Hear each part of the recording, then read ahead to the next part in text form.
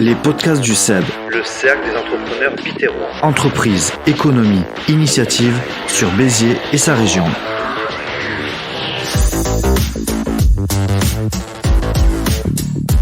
Bonjour à toutes et tous dans l'émission Les podcasts du CEB, le cercle des entrepreneurs bitérois.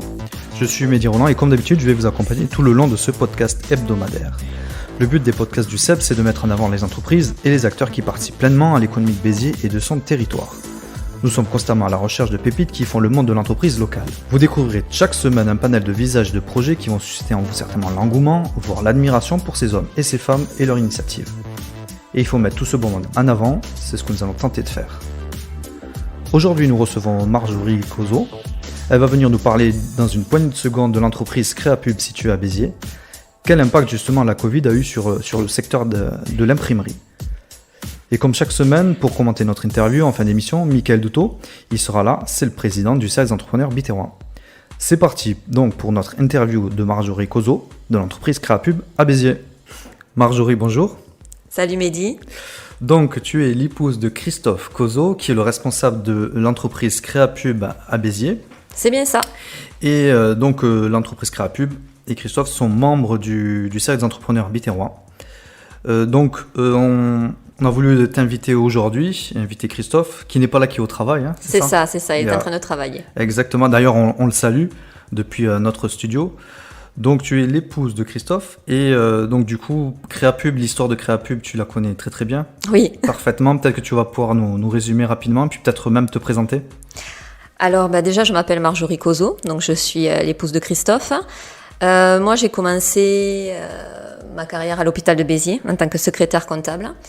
Puis après avoir démissionné pour m'occuper de mes enfants, j'ai décidé de rejoindre l'entreprise où je suis secrétaire comptable. L'entreprise, son histoire a débuté il y a 21 ans maintenant, où on est implanté sur Béziers. En fait, le papa de mon mari était imprimeur dans les années 80. Il a malheureusement dû arrêter parce qu'il est tombé malade à cause de l'imprimerie. À l'époque, on utilisait la typographie pour faire de l'imprimerie. C'est des petites lettres en plomb et malheureusement, ça apporte pas mal de maladies, dont le saturnisme. Il a dû arrêter quand mon mari avait 7 ans. Mais la passion avait déjà pris mon mari et a décidé donc à 20 ans à peu près de réouvrir une imprimerie. D'accord, donc c'est familial. C'est ça. Pour lui, c'est une passion ? C'est une passion, c'est une vraie passion. Il faut que ce soit une passion parce que c'est quand même assez prenant comme travail et il faut vraiment être passionné pour pouvoir conseiller ses clients au mieux et être dans l'action tout le temps. Ouais, puis moi je suis allé visiter personnellement donc l'entreprise. On avait fait d'ailleurs une vidéo dans le cadre du CEB justement. Oui. Et on a vu aussi c'était un petit peu physique parce qu'il y a quand même le papier à porter, il y a beaucoup de machines aussi. C'est ça, il y a beaucoup de machines, beaucoup de manutention, c'est beaucoup de pas dans toute la journée, au final, beaucoup de charges à porter, mais il le fait très bien. Ouais, exactement, tout à fait, ouais. Et j'étais venu à l'époque où il y avait toute son équipe en plus. C'est ça. C'était vraiment, ça bossait, c'est vrai, complètement.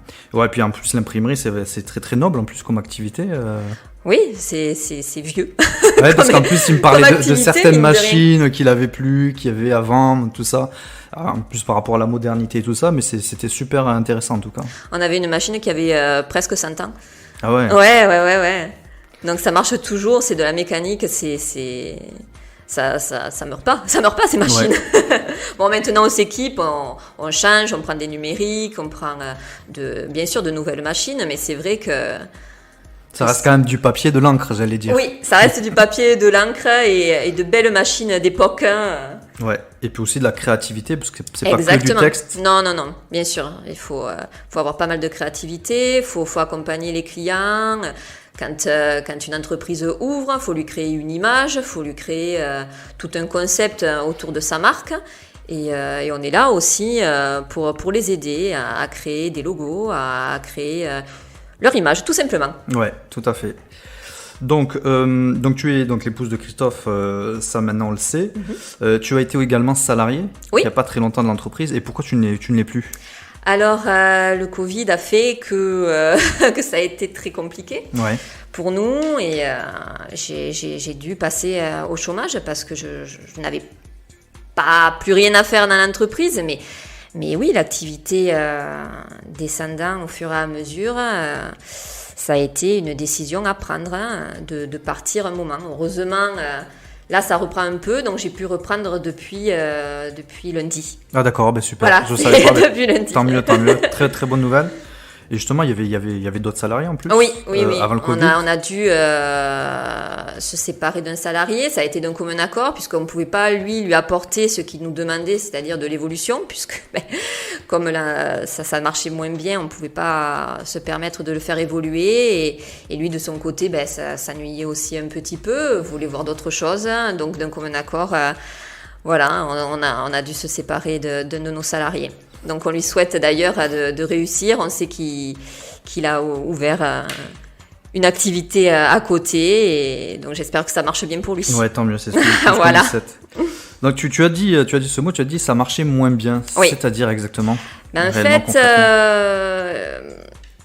le problème avec le Covid, c'est que 70% de nos clients se sont retrouvés fermés.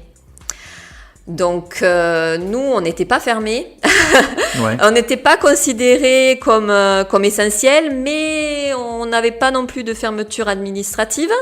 Donc on pouvait rester ouvert, car on travaillait quand même aussi avec les hôpitaux et avec les transporteurs. Donc on était obligé de leur fournir un service. Mais à part ça, 70% de nos clients, que ce soit restaurateurs, esthéticiennes, c'est énorme, étaient fermés, donc on pouvait rien faire. Il n'y avait plus de festivités, donc plus d'affiches, il n'y avait plus de salons, donc plus de billetterie, plus de restaurants, plus de menus à imprimer, l'esthéticienne, plus de dépliants, plus de cartes de visite, plus rien. Du jour au lendemain, c'est vraiment très dur. On est ouvert, on ne peut plus recevoir de clientèle à cause du Covid. Et en plus de ça, de toute façon, nos clients sont fermés. Donc, tout à fait, on est là, on attend, on ne sait plus quoi faire, et c'est compliqué. Puis donc, niveau aide, ça n'a pas été ça non plus. Ouais, ça, on va en parler évidemment.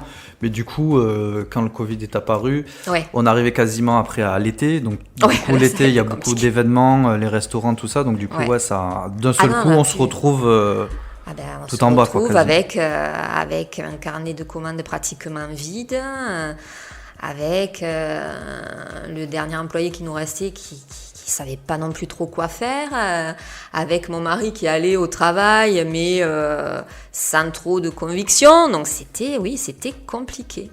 Et moi qui me retrouvais donc au chômage. Ouais, en plus, ouais. Et puis aussi, il faut dire, rappeler aussi pour l'entreprise et pour comme tant d'autres, les charges aussi à payer, quoi.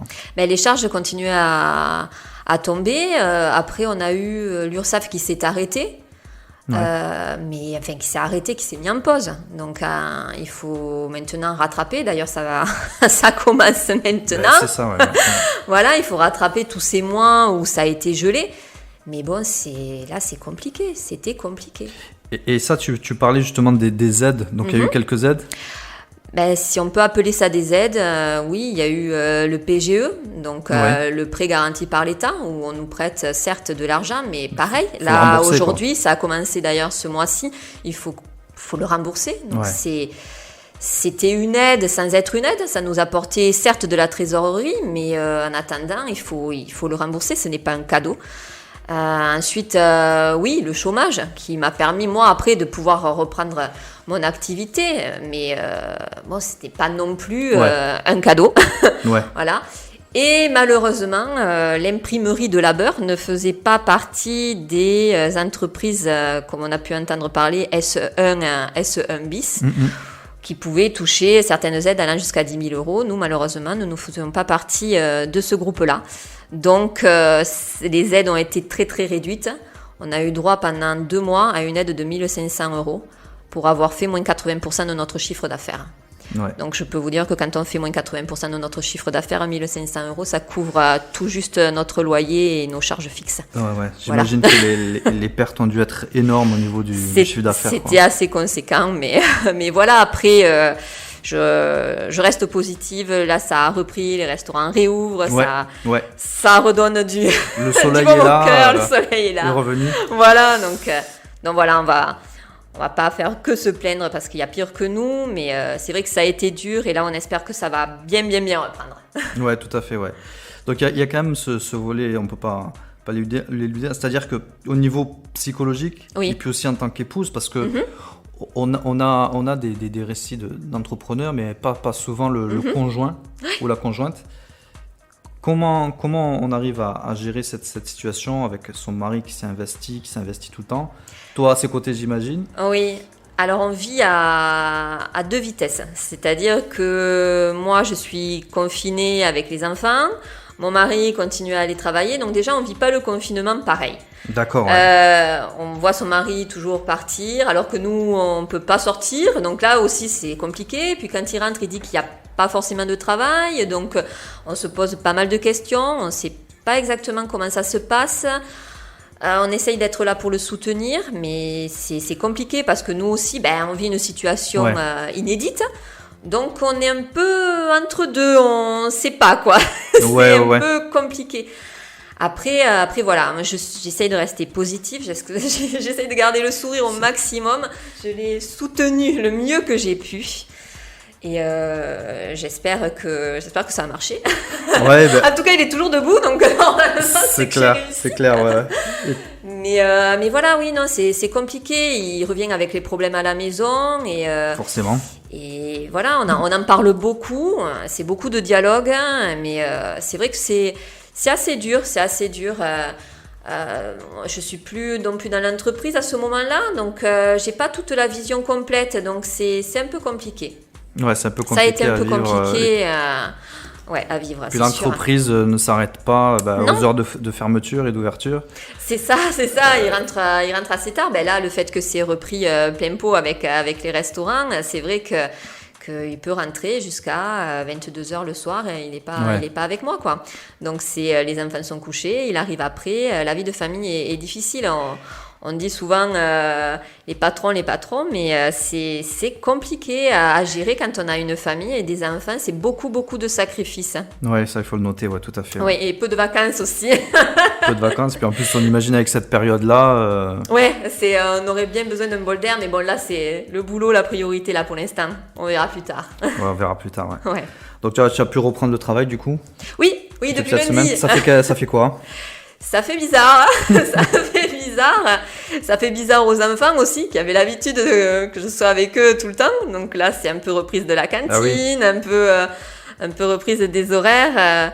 Le retour à la vraie vie un peu. Le retour à la vraie vie, ouais, une vie un peu plus stable avec le boulot. Non, mais ça va, moi je suis contente aussi de retrouver les clients que j'avais pas vus depuis longtemps, de retrouver aussi un autre employé, de retrouver toute cette vie d'entreprise aussi, parce que ça manque, mine de rien, ça manque. Donc non, je suis très contente d'avoir repris le tas de papiers qui m'attendaient sur le bureau et tout, c'est sympa. Ouais.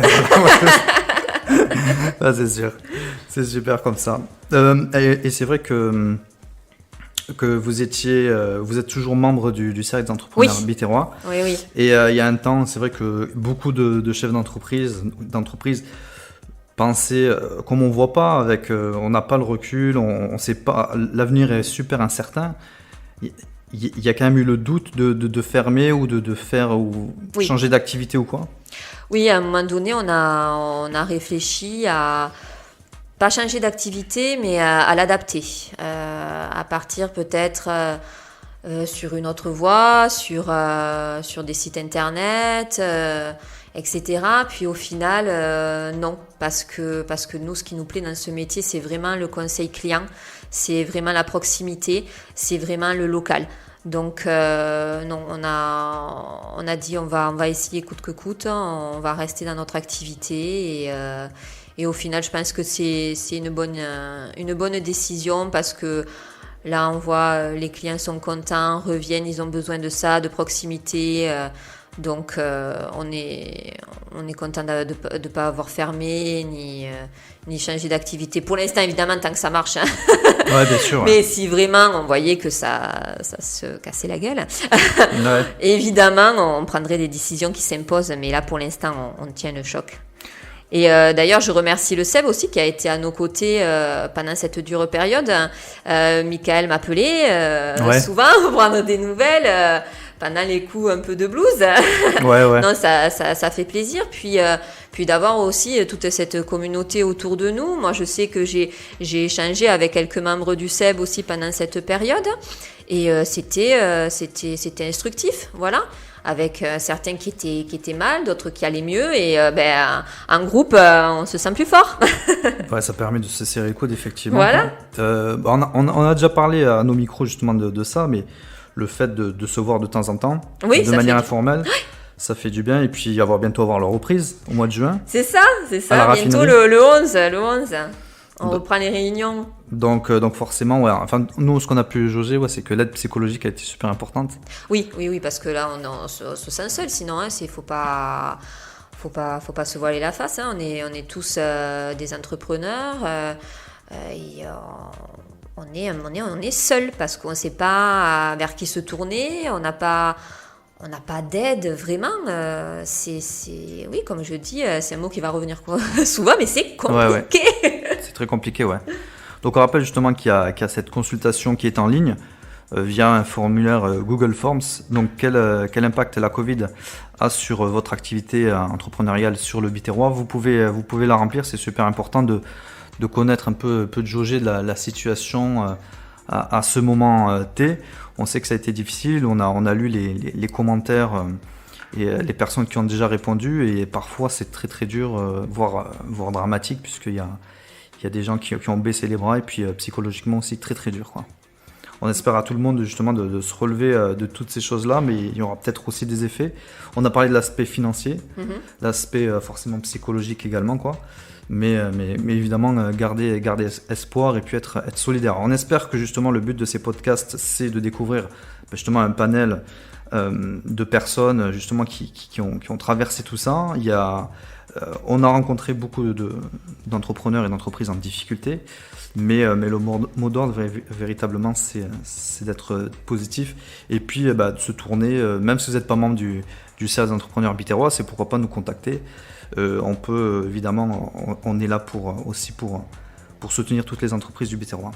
Donc l'entreprise Créapub, elle existe depuis combien de temps ? Depuis 21 ans maintenant. 21 ans, donc ça fait déjà une grosse expérience sur le Biterrois. C'est ça. Des clients de Béziers, mais pas que peut-être ? Non, on travaille en local. On a, je pense, 60% de notre clientèle qui est locale, puis 40% qui est nationale, hein, puisqu'on peut livrer dans toute la France, hein, avec notre partenaire GLS. Donc, ouais.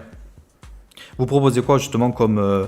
on a parlé donc l'impression. Oui, forcément. nous c'est tout ce qui est impression papier, donc carte de visite, flyer, brochure, grande affiche, menu de restaurant, billetterie, carnet Elias autocopiante, hein. Donc on peut faire tout ce qui est impression papier. Après on peut répondre à toutes les demandes de clients pour leur support de communication, puisque nous travaillons, et je le précise, en local, avec des entreprises biterroises pour la sérigraphie et le flocage de textiles, hein, ou la personnalisation d'objets.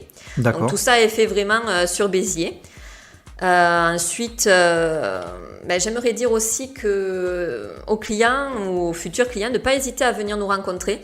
Parce qu'on parle souvent des gens d'Internet, on pense qu'ils sont moins chers, mais c'est pas vrai. Voilà, on a beaucoup de nos clients qui sont étonnés de nos prix. Donc, en plus du prix, on leur offre le conseil et le sourire en plus. Ouais, en plus, ouais. Puis j'imagine aussi le suivi client. Le suivi du client, mais surtout le conseil, parce que quand on lance une impression sur Internet ou quoi, des fois on reçoit quelque chose qui ne nous correspond pas, ou il y a une erreur, ou voilà. Alors que là, on est en direct avec eux, on peut leur dire non, ça va pas, ça serait mieux comme ça. On a beaucoup, et puis des contraintes techniques aussi, on n'y pense pas, mais il y a beaucoup de contraintes techniques sur une brochure, ou sur ne serait-ce qu'une carte de visite. Il y a des codes à respecter, et ça, quand on le sait pas, et qu'on n'a pas le conseil en face, on peut facilement se tromper. Donc voilà, qu'ils n'hésitent pas à venir nous voir. La carte de visite, en plus, voir le logo, la carte de visite, ça quand même représente. C'est important. Ça représente, c'est la première chose que peut-être que la personne, le futur client voit. Donc c'est super important de bien le travailler, et puis c'est ça. Puis d'en être fier aussi, parce que C'est des fois ça, on fait puis, des cartes de visite sur Internet, justement, ce que tu disais, compliqué. c'est pour avoir sa carte de visite, mais c'est vrai que c'est bien quand on en est fier de la distribuer.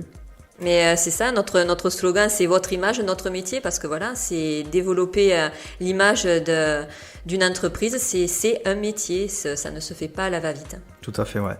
Et si je suis particulier, si j'ai des travaux, je peux vous contacter ?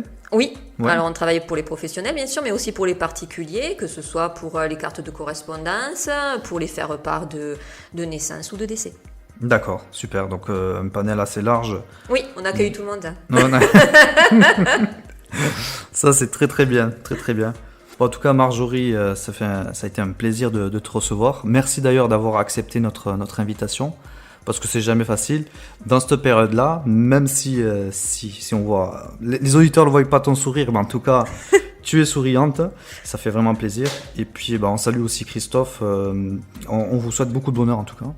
Mais merci. Je te remercie beaucoup, Mehdi, de m'avoir écouté, de m'avoir permis de faire ce podcast. Je remercie aussi le SEB de nous soutenir dans cette période et même avant d'être là pour nous. Et d'ailleurs, Christophe tenait à remercier aussi Michael pour le soutien qu'il lui a apporté. Il est venu le visiter plusieurs fois pour l'écouter pendant cette période difficile où il a pu d'ailleurs échanger pas mal avec lui sur ses difficultés et parce que le moral n'était pas toujours au rendez-vous, donc ça a été une oreille attentive et il le remercie vivement en tout cas. Donc à nous deux, on vous remercie à tous pour tout ce que vous faites pour nous en ce moment. Merci. Mais c'est gentil, il n'y a pas de souci, avec très grand plaisir. Effectivement, je tiens à saluer les efforts de notre président, Michael Dutot, puisqu'il est très proche des entreprises. Il passe souvent son temps au téléphone pour appeler un peu tous les membres.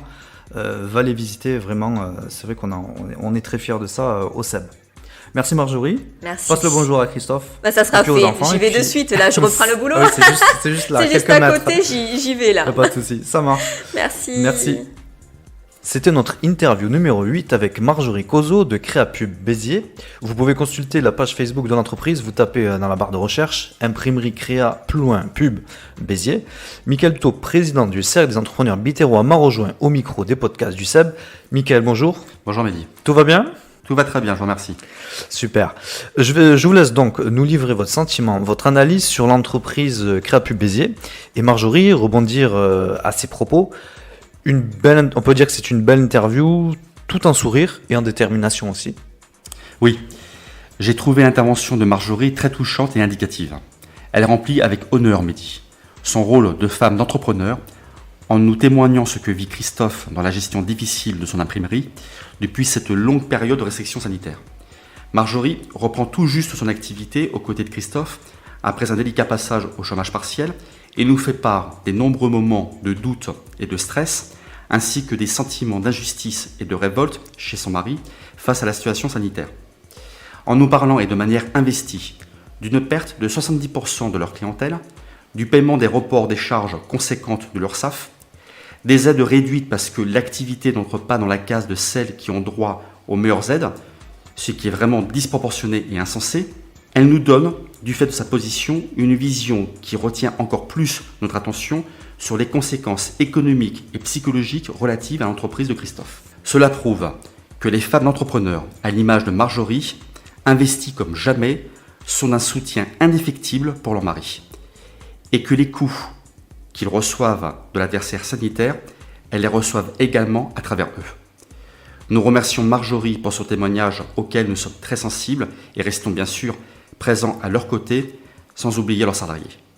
Ensemble, parce que l'union fait la force. Merci Mickaël. Nos podcasts à retrouver sur la plateforme d'écoute gratuite Ocha et aussi sur le géant Spotify.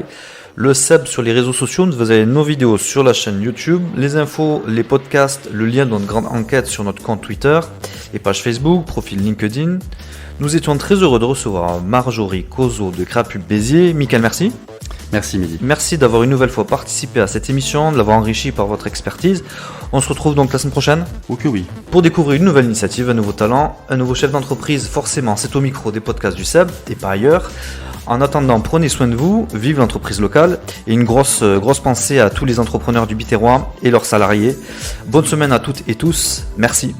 Retrouvez tous les podcasts du SEB sur la plateforme Ocha en écoute gratuite, mais aussi sur nos réseaux sociaux avec la chaîne YouTube, la page Facebook et le compte Twitter du SEB.